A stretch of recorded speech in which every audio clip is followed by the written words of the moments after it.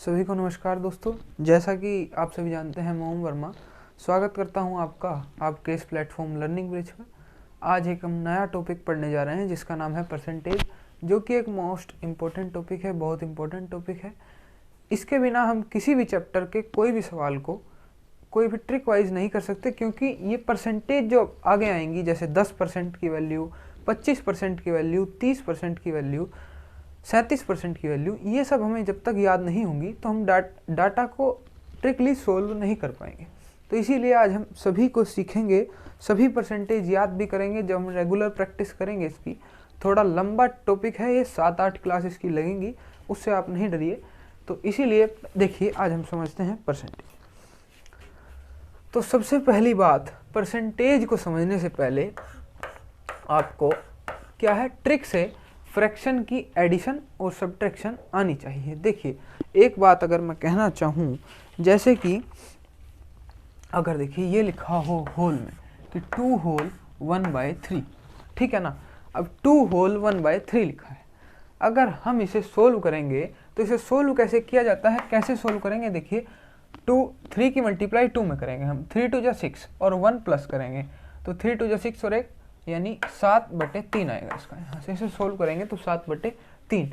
अब इसका एक और तरीका है, कभी भी मिक्स फ्रैक्शन दिखे तो हम इसे डायरेक्ट ऐसे कर सकते हैं, या देखिए इसे ऐसे भी लिख के अगर सोल्व करेंगे तो 2 + 1/3, मतलब अलग अलग तोड़ लो, 2 को अलग बीच में लगाओ प्लस 1/3, तो तब भी आंसर यही आएगा। क्योंकि अगर हम इसके नीचे 1 मान के एलसीएम लेके करेंगे ना, तो 3 और 1 का एलसीएम 3, यहाँ से आएगा 3 दूनी 6 प्लस 3 से 3 गया 1 और 1 में 1 ही करी तो 7/3, तब भी 7/3 आएगा। तो यहाँ से अगर हम इसे करना चाहें तो मल्टीप्लाई करके डायरेक्ट 7/3 आ जाता है, यहाँ से भी 7/3। अभी आपको लग रहा होगा कि इसका काम कहाँ पे है, आगे जब आप पढ़ेंगे, जब आप परसेंटेज बड़ी बड़ी सोल्व करेंगे वहाँ आपको पता लगेगा।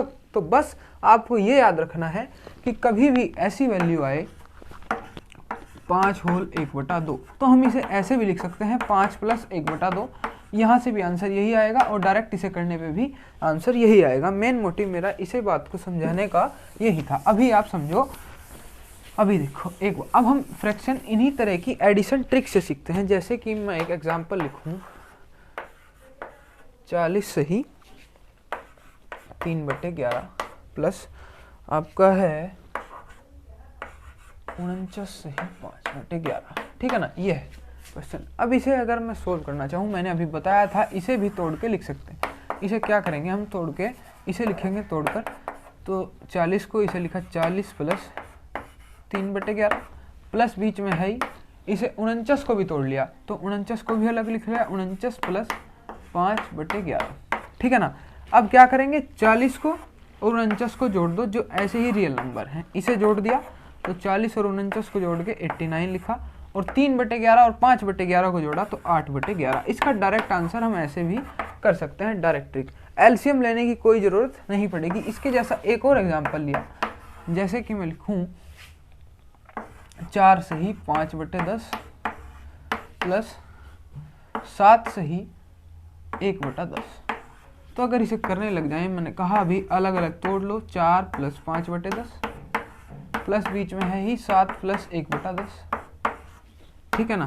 तो 7 और 4 11 प्लस 5/10 और 1/10 कितना होगा, 6/10। ये भी ऐसा होगा 10। अब चाहे ये आप देखिए ये है प्लस, अब इन्हें एक साथ भी लिख सकते हैं क्योंकि वैसे भी आंसर वही आना, तो 11 सही 6/10। ऐसे सोल्व करोगे तब भी आंसर यही आएगा, ऐसे सोल्व करोगे तब भी आंसर यही आएगा। सीधा तरीका है, 7 और 4 को जोड़ो 11, 5/10 1/10 कितना हो गया 6/10, इसमें प्लस करके चाहे से सिकुड़ के लिख दो, ऐसे ही यही आंसर आएगा। अभी सीखते हैं एक और तरीके।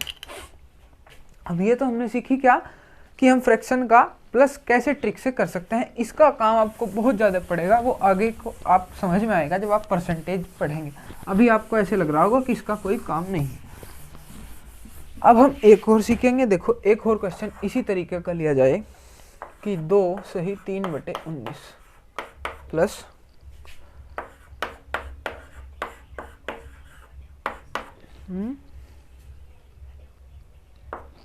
देखिए यहाँ से शायद दिख नहीं रहा होगा आपको, अब यहाँ से इसे यहाँ लिखो। एक क्वेश्चन है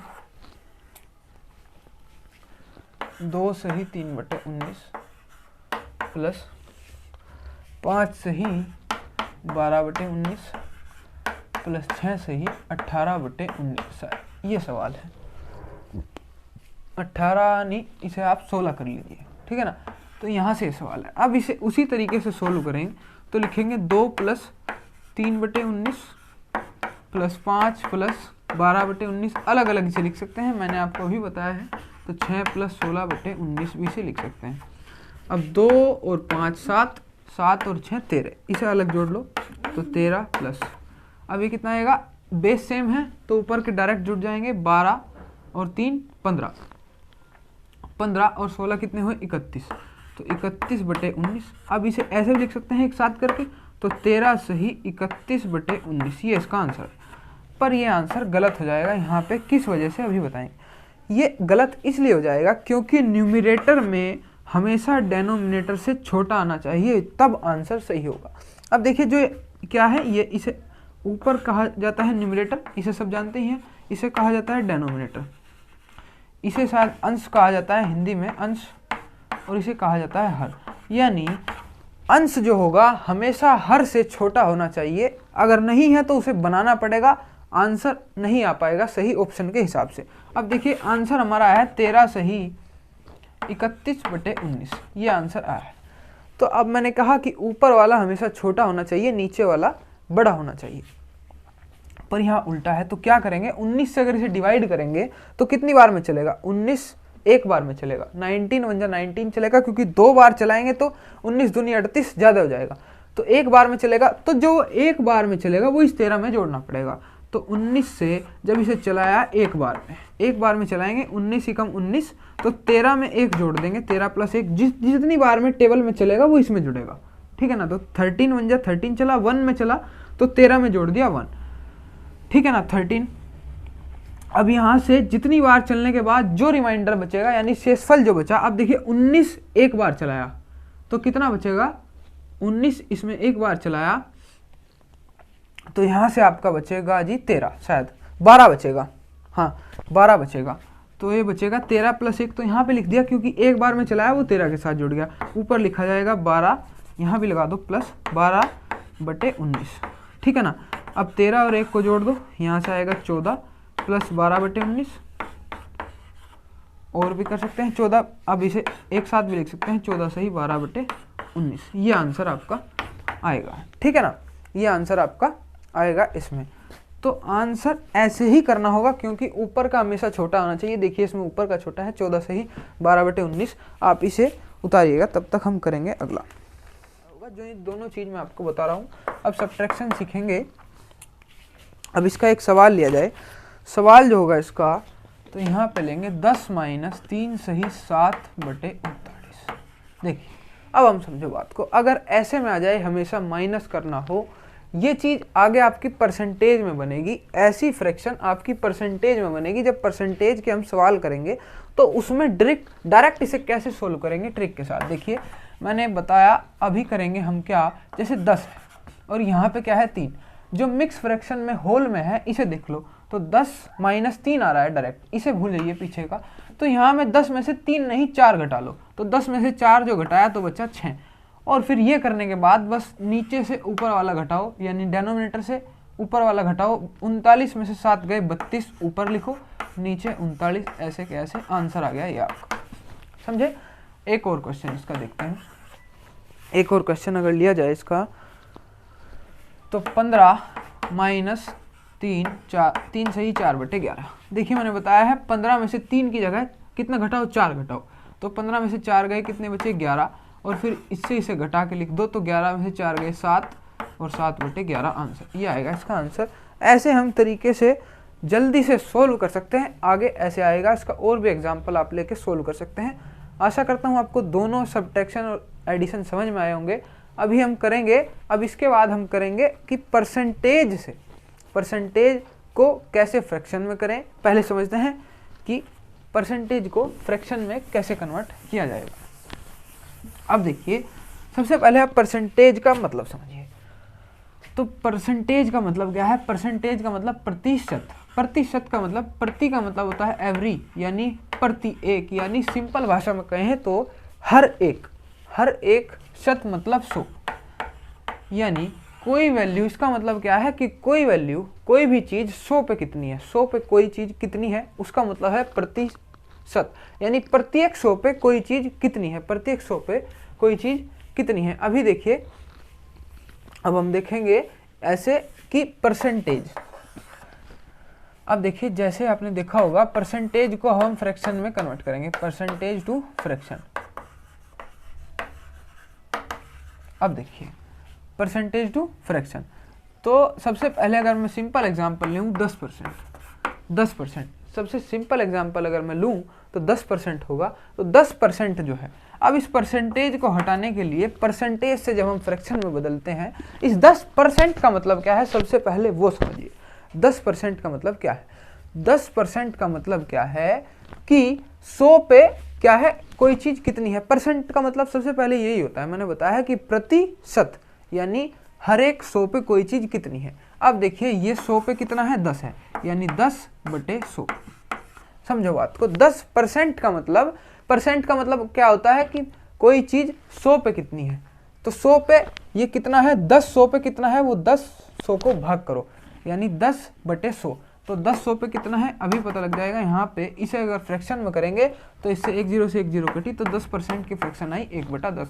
यानी इस बात से हमें पता लगा कि अगर परसेंटेज से फ्रैक्शन में कन्वर्ट करेंगे तो क्या करना पड़ेगा, भाग करना पड़ेगा 100 से।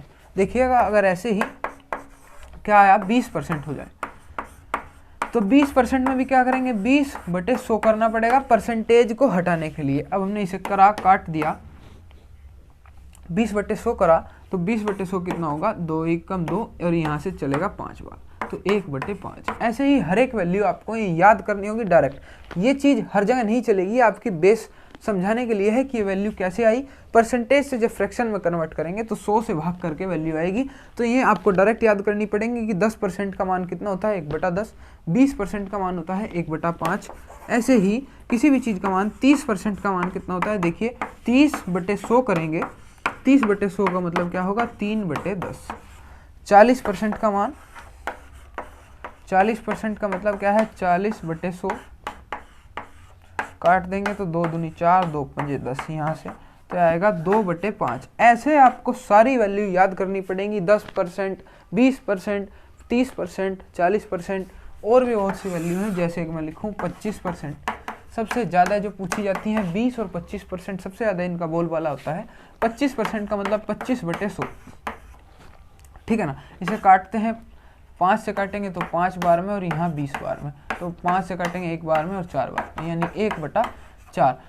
25% का मतलब होता है, 25% का मान होता है 1/4, और 20% का मान होता है कितना, 1/5। आप इसे देखिएगा। अब देखो ये चीज़ें थी, ऐसे ही हम हर चीज़ को कन्वर्ट करेंगे। अब देखिए जब आपके पास ये तो सिंपल वैल्यू थी, ये तो थी क्या, सिंपल वैल्यू 20%, 30%। अब आपके सामने आएंगी थोड़ी टिपिकल वैल्यूज़, उसमें हम क्या करेंगे। अब सबसे ज़्यादा देखने को जो मिलती है, इन्हें इरेज करते हैं, आप नोट कर लीजिएगा। तो इन्हें इरेज करते हैं, सबसे ज़्यादा जो मिलती है देखने को 20%, 25% और एक 33% है। अब उसे कैसे किया जाए, एक सबसे जो मेन वैल्यू है वो दिखती है आपको 33 से ही 1/3%। अब देखिए, अब इसमें आई गड़बड़ी। अब इसे कैसे सोल्व किया जाए, ये आगे मिक्स फ्रैक्शन में। तो मैंने अभी आपको तरीका जो बताया है, हम इसे कैसे कर सकते हैं, कैसे कर सकते हैं, अलग अलग खोल लो। तो कैसे करेंगे देखिएगा, एक बात ध्यान दो, इसे अलग अलग खोल लो, 33 + 1/3 और परसेंट, ऐसे लिख सकते हैं। 33 + 1/3 लिख लिया। अब देखिएगा, अब यहाँ से अगर करना चाहें तो 33 + 1/3 ऐसे भी कर सकते हैं, और कोई अगर डायरेक्ट ऐसे ही करना चाहे ऐसे भी कर सकता है, ठीक है ना। ये परसेंटेज लगा लो चाहे नहीं। तो अगर मैं इसे डायरेक्ट ऐसे ही सोल्व करता तो 3 में 33 की गुणा करता तो 33 थी, कितने होते हैं 99, और एक 100, तो 100/3%। 100/3%, 100/3% का मतलब परसेंट हटाने के लिए क्या करना पड़ेगा, 100/3, और परसेंट हटाने के लिए भी भाग 100 से करना पड़ेगा। 100 से 100 कटेगा तो 1/3 आएगा। यानी जो आपकी 33 से ही 1/3% की वैल्यू होती है वो कितनी है, 1/3। ऐसे ही सभी वैल्यू आपको याद करनी होगी, और भी कुछ वैल्यूज आएंगी। अभी देखिए इसके बाद हम एक वैल्यू और लेते हैं, यह 16 से ही 2/3%। 16 सही 2/3%। अब हम करेंगे तो 16 × 48 और 2 50, तो 50/3%, 50/3% यानी 50/3 गुणा 100 करेंगे परसेंट हटाने के लिए। 1 0 से 1 0 काट दी, 5 1 5 और 2 10, तो 1 ऊपर जो का तो रहा, 3 दूनी 6, तो 1/6 इसका मान होता है। 16 सही 2/3% का मान कितना होता है? 1/6। ऐसे ही सभी वैल्यू आपको याद करनी होगी कि 33 सही 1/3% का मान कितना है? 1/3 है। 16 सही 2/3% का मान कितना है? 1/6 है। जब तक आप इन्हें नहीं याद करेंगे स्पीड नहीं बन पाएगी। तो आज हमने सीखा क्या कि परसेंटेज को फ्रैक्शन में कैसे कन्वर्ट किया जाता है। परसेंटेज को फ्रैक्शन में कैसे कन्वर्ट किया जाता है। अब हम सीखते हैं कि फ्रैक्शन से परसेंटेज में कैसे कन्वर्ट करें। हम सीखते हैं कि फ्रैक्शन में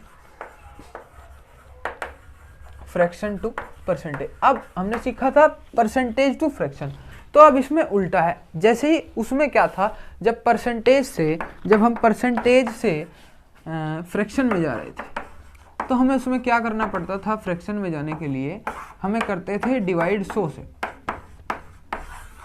अब जब हमने सारी चीज घुमा के इसे उल्टा कर दिया, यानी फ्रैक्शन से परसेंटेज में जा रहे हैं, उल्टा अगर हमने कर दिया तो इसका भी उल्टा करना पड़ेगा, यानी डिवाइड का उल्टा होता है मल्टीप्लाई। अब मल्टीप्लाई करेंगे 100 से, ठीक है ना। अब फ्रैक्शन से अगर हम परसेंटेज में जाएंगे तो मल्टीप्लाई करेंगे 100 से। जैसे सबसे पहली बात आएगी आपकी 1/2। 1/2 1/2 को कितना परसेंट होता है अभी देखते हैं। 1/2 बताया, मल्टीप्लाई करनी पड़ेगी 100 से, ठीक है ना। 200 से काटेंगे तो यहाँ से आएगा 50, यानी 50%। अब देखिए, अगर आपके सामने सीधी वैल्यू आ जाती, अगर हम पहले के तरीके से देखिए, अगर हम सीखते कि 50% कितना होता है, अगर हम इसकी फ्रैक्शन वैल्यू निकालना चाहें कि 50% कितना होता है, अभी बताया है। परसेंटेज को हटाने के लिए क्या करेंगे? 100 से भाग करेंगे, तो 5 1 5 और 5 दूनी 10, 1/2 आएगी। देखिएगा यहाँ से ये वैल्यू बस उलट के यहाँ रख दी गई। अब की बार आपसे पूछ लिया गया है ये वाली चीज़, तो 50%। उसके बाद आइए 1/3। 1/3 का मतलब कितना है? 1/3 गुणा 100 करेंगे, तो 100/3 अगर करेंगे तो 33 3 99 चलता है। ऐसे ही इसका मान आएगा 33 सही 1/3%। ये क्या है? यहाँ से आपका आसान दशमलव है, ये कटेगा नहीं, तो 33 सही 1/3% आएगा। उसके बाद 1/4। 1/4 का मतलब 1/4 गुणे 100, इसे काटते हैं इसे तो 25, 4 से काटा ना, 4 दूनी 8 और 4 5 20, तो 25%। उसके बाद वैल्यू आएगी 1/5। 1/5 जब 1/5 को 100 से गुणा करी तो यहाँ से इसे कटेगा तो कितना आएगा? 20%। ऐसे ही आपको सारी वैल्यूज याद करनी पड़ेंगी। सारी वैल्यूज क्या होंगी? याद होंगी। अभी ये बिल्कुल बेसिक वैल्यू है, इसके बाद हम देखेंगे और भी थोड़ी बढ़िया वैल्यूज। अब हमने देखा 1/2, 1/3, 1/4, 1/5 और 1/6। 1/6 कितना होता है? 1/6 गुणा 100। 100 से इसे काटते हैं। अब देखिए, इसे फ्रैक्शन में बनाने का तरीका क्या है? 100 से इसे काटते हैं, 6 से अगर 100 को काटेंगे तो इसका अभी देखिए डायरेक्ट हम नहीं सीख रहे हैं 100/6, आराम से काटना सीखिए। कि ये काट दिया तो 50, 2 से काटने पे, और 3, अब 50/3 आ गया। अब ये इसके बाद नहीं कट सकता 3 से 50, तो हम क्या करेंगे? अब इसे अगर डिवाइड करेंगे, तो अगर मैं यहाँ आपको डिवाइड करके दिखाऊं, 3 से 50 को डिवाइड किया जाए तो 3 से करेंगे 3 एकम 3 और यहाँ बचेगा 2, ये उतारेंगे 0 यहाँ से, और भाई 3 से काटेंगे 6 बार में, 3 6 18 और बचेगा कितना? 2। तो हम लिखते क्या है? इसे लिखते हैं 16 को बाहर, ये ऊपर 16 सही 2/3%। तो ये चीज़ें आपको डायरेक्ट याद करनी पड़ेगी। अब इसे डिवाइड वहाँ पेपर में करने का टाइम नहीं होगा, इसीलिए आपको डायरेक्ट याद रखना पड़ेगा कि 1/6 का मान कितना होता है? 16 सही 2/3%। जैसा कि हमने पीछे देखा भी था कि 16 सही 2/3% का मान कितना होता है? 1/6। जब हम क्या कर रहे थे? फ्रैक्शन, परसेंटेज से फ्रैक्शन में कर रहे थे, जब हम इसे उल्टा कर रहे थे। ये चीज़ हमने सीख ली थी। आज की बेसिक क्लास है, ये आपको थोड़ा परसेंटेज के बारे में सिखाएगी। ये आपको थोड़ा ऐसा ना लगे, बोरिंग फील ना हो। कल से हम सवाल करने शुरू करेंगे, आज भी 1-2 सवाल करेंगे। अभी देखिए, उसके बाद ये हमने कर लिया।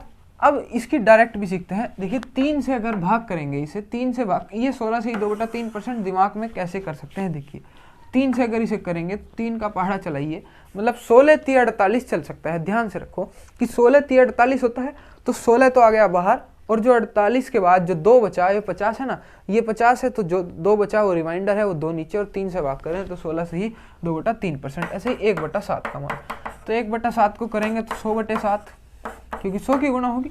तो अगर इसे काटते हैं तो कितने बार में कटेगा भाई, 14 सत्ते 98 होता है। देखिए 14 से काटने पर मतलब वो देखना है जो इससे बिल्कुल पास में कट सके। तो 14 से काटते हैं। अगर देखिए 14 का पहाड़ा देखें तो 14 का पहाड़ा 7 बार में करने पे 100 के पास आता है, यानी 14 सत्ते 98 होता है। तो 14 से काटेंगे 14 सही, और 98 के बाद जब 98 कटेगा तो 2 रिमाइंडर बचेगा, 14 सही 2/7%। ये आपको डायरेक्ट वैल्यू याद करनी है, नहीं याद हो रही तो आप डिवाइड करके देख सकते हैं कि 7 से अगर इसे डिवाइड करेंगे, उसके बाद 1/8। ऐसे ही आपको 1/8 करनी है। 1/8 का मतलब 100/8। इसे काटते हैं तो 50, 2 से काटेंगे 50/4, और काटेंगे 25/2। इसका मतलब 25 को अगर 2 से भाग करेंगे तो 12.5, यानी 12.5% होता है इसका मतलब, ठीक है ना। उसके बाद ऐसे ही 1/9 देखेंगे, 1/9 यानी 100/9, तो इसका होता है आपका 11 से ही 1/9। अब ये देखिए एक बात और देखो, 11 से ही जो 1/9 वैल्यू आई है कैसे आई, हमें क्या देखना है, 9 का पहाड़ा, यानी ऐसा कोई टेबल देखना है जिसमें 9 की गुणा किए जाए तो वो 100 के पास निकले। तो ऐसा क्या टेबल है जिसमें 9 की गुणा करने पे 100 के पास, 11 का टेबल, क्योंकि 11 में अगर 9 की गुणा करेंगे, 11 नहीं में 99, 99 100 के पास है, तो जो एक रिमाइंडर बचेगा वो ऊपर, और 11 जितनी बार में पहाड़ा चलेगा वो यहाँ पे, और 1।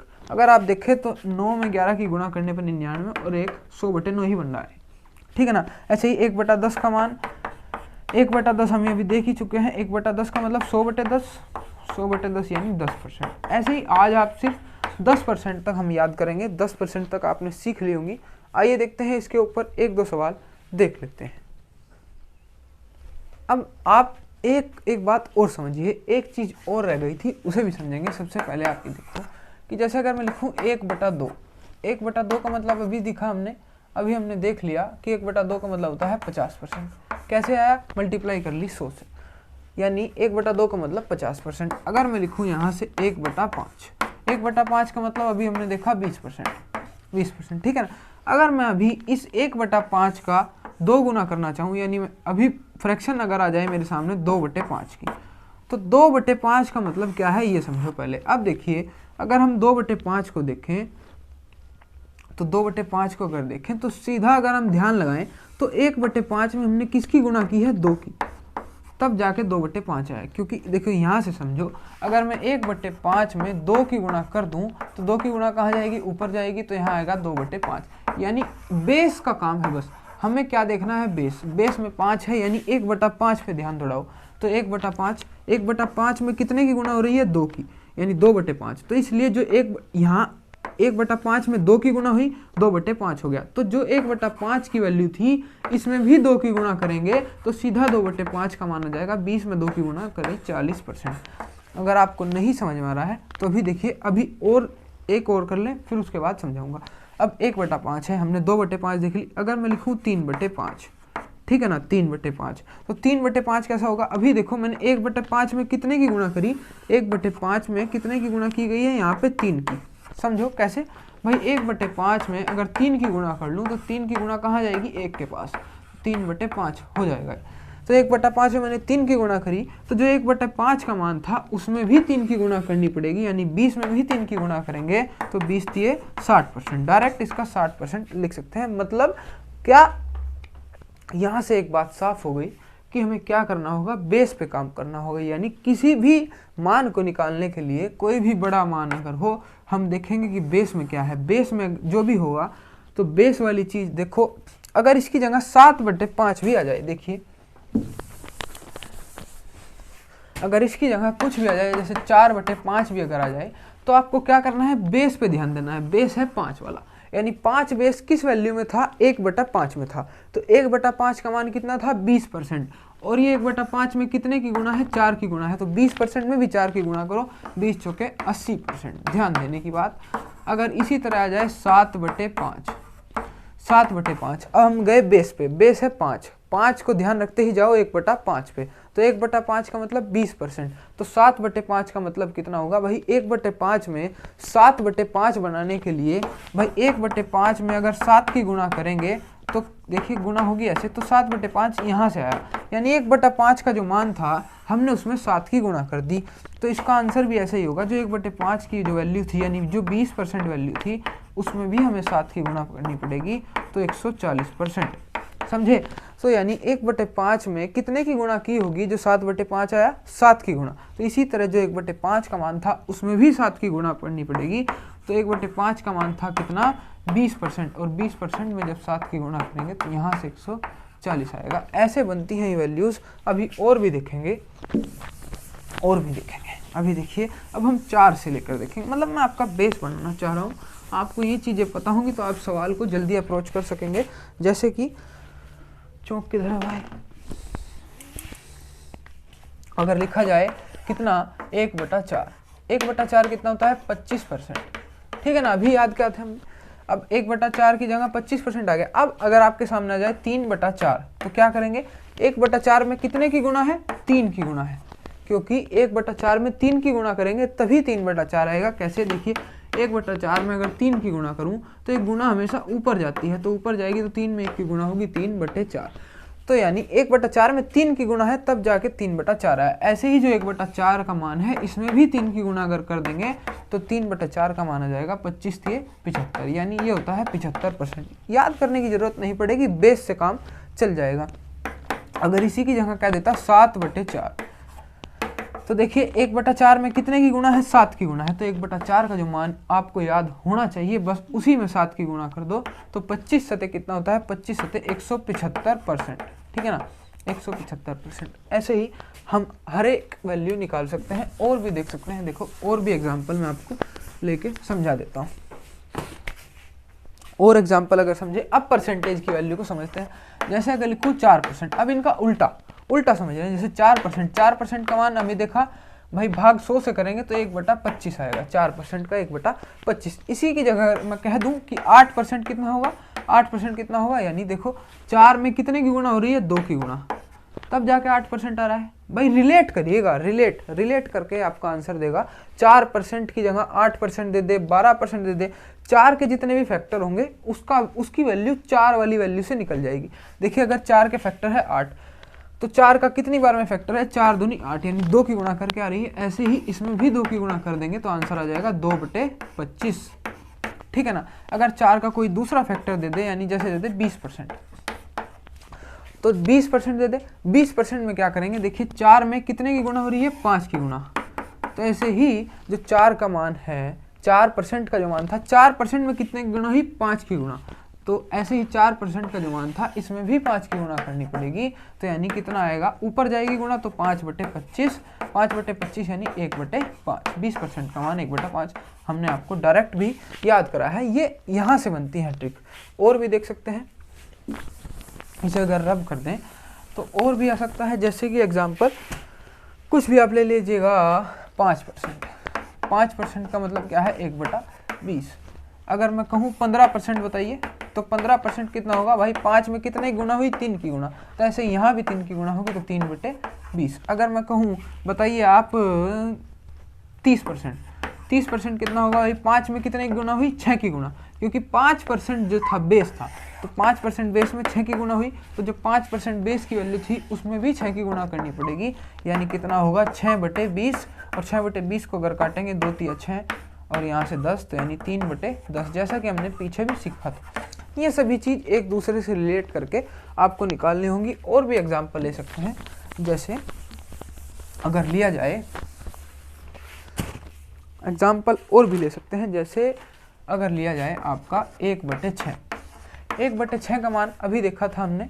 अच्छा परसेंटेज वाला देख रहे हैं, तो चलो 1/6 ऐसे फ्रैक्शन में देखो, 1/6 हमने लिया था 16 से ही 2/3%। ये सभी चीज़ें याद रखो। अब जैसे देखिए 1/7 कितना था, 14 से ही 2/7%, क्योंकि 14 से 98 और 2 100/7 ऐसे ही होता है। 1/8 याद करो अभी पहले, 1/8 कितना होता है, 12.5%। 1/9 कितना होगा, 1/9 होगा 11 से ही 1/9%। ऐसे सभी चीज़ें आपको याद करनी होंगी। ऐसे ऐसे आपको याद होनी चाहिए, तभी आपके जाके जल्दी से स्पीडली कोई भी क्वेश्चन हो पाएगा। अब हम थोड़े से इसके क्वेश्चन कर लें। देखिएगा इसका पहला क्वेश्चन अगर हम करें, अब देखो एक चीज़ और समझो, एक बात और है। जैसे अगर मैं लिखूं 1/3, वही सीख रहे हैं, 1/3 का फ्रैक्शन, 1/3 जो है फ्रैक्शन, इसकी परसेंटेज वैल्यू कितनी होती है? 33 सही 1/3%।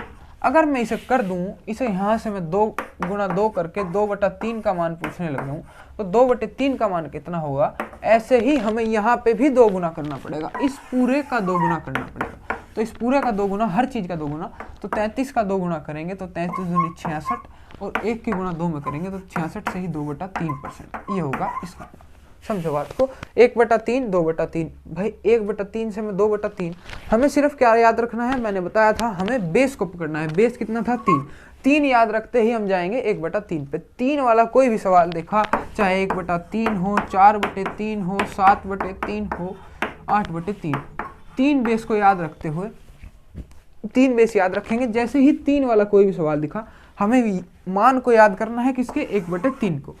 तो 1/3 को याद रखेंगे, फिर देखेंगे कितने की गुणा हो रही है। जैसे 4/3 में 4 की गुणा हो रही है, 7/3 में 7 की गुणा, तो जितने की भी गुणा होगी उसकी ही गुणा 1/3 में कर देंगे।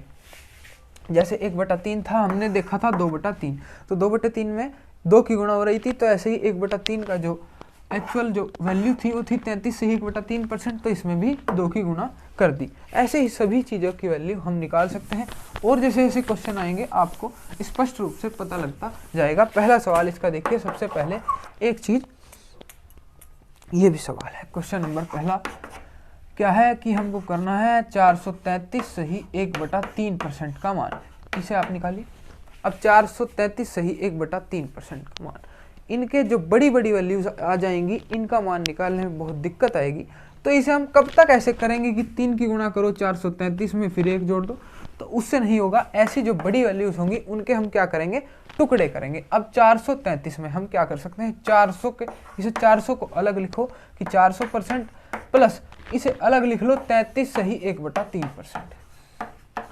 ठीक है ना? ये तरीके समझिए कि हमने 433 में क्या कर लिया?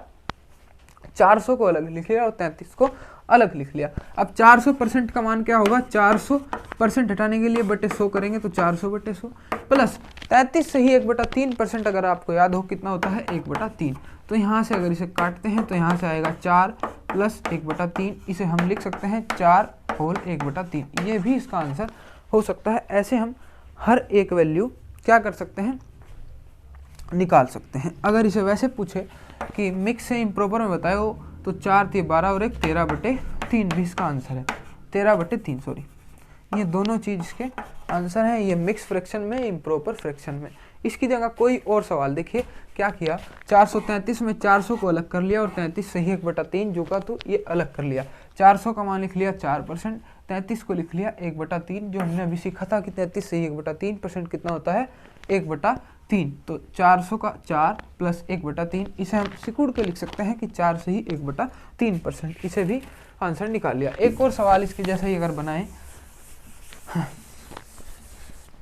अगर मैं इसे डायरेक्ट ऐसे ही लिखूं, एक और सवाल है 466 सही 2/3%। तो इसे क्या करेंगे? 466 में 400 को अलग तोड़ लो, 400% प्लस 66 सही 2/3%। समझो बात।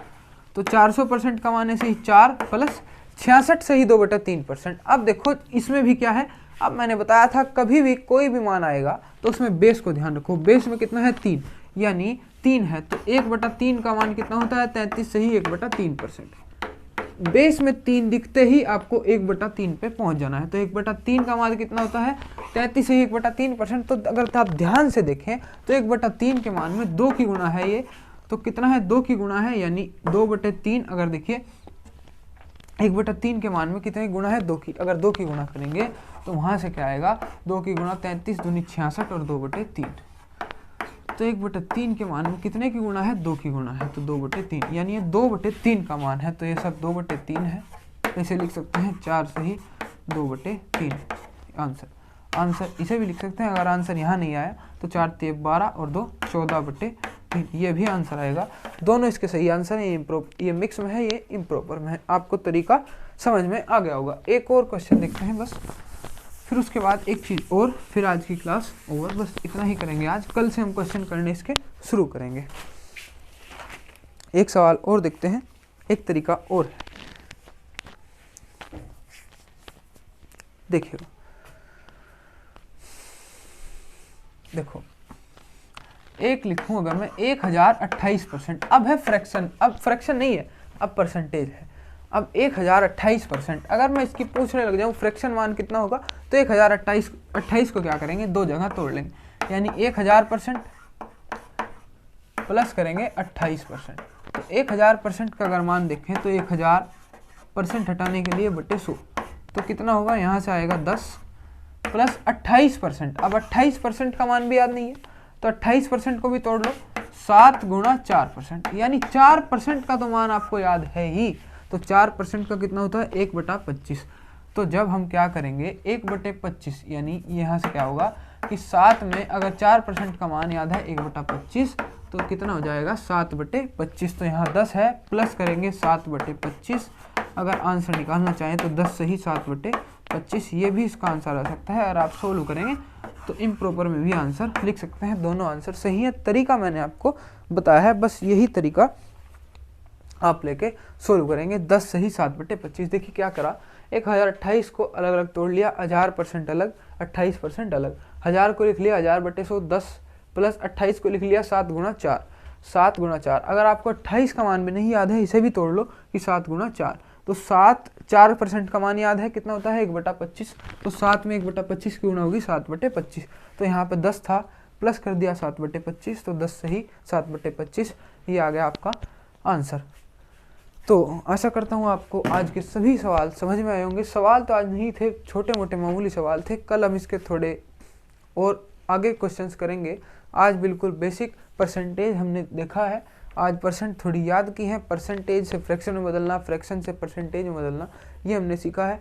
आप कल, आशा करता हूँ आप सभी कल फ्रैक्शन, ये सभी परसेंटेज आप याद करके आएंगे। कल हम 20 तक की परसेंटेज भी याद करेंगे, जैसे हमने आज 1/10 तक की करी। लास्ट टाइम रिवाइज करेंगे, क्या होता है, सबसे पहले 1/2 का मान, 1/2 का मान 50%, 1/3 का मान 33 सही 1/3%, 1/4 बोलिए मेरे साथ, 1/4 का मान कितना होता है 25%, 1/5 20%, 1/6 16 सही 2/3%, 1/7 14 सही 2/7%, और उसके बाद 1/8 12.5%, 12 सही 1/2 होता है ना।